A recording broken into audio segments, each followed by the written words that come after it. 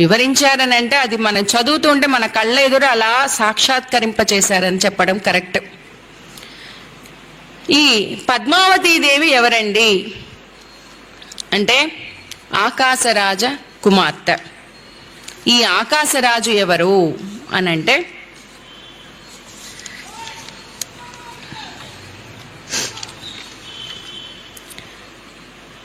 ఆయన చంద్రవంశంలో జన్మించినటువంటి రాజు. చాలా కాలం వారికి సంతానం కలగలేదు. భార్య ధరణీదేవి ఆకాశరాజు ఇద్దరూ బాధపడుతూ ఉంటే వాళ్ళ గురువుగారైనటువంటి బృహస్పతి దగ్గరకు వెళ్ళారట.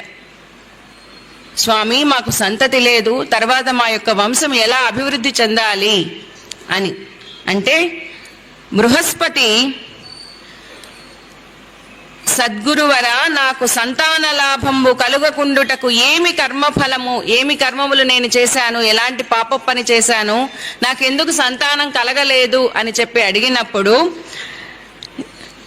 నీవు పాపములెన్ని కావించియుండి నా పరిహారమగుటకు ఒక ఉపాయమొకటి చెప్పెదను, ఎట్లన్నా చిరభక్తితో పుత్రకామేష్టి కావింపుము. నాయన, ఎన్ని పాపాలు చేసినా అన్ని పాపాలని పోగొట్టేది పుత్రకామేష్టి యాగం అనేది ఒకటి ఉందయ్యా.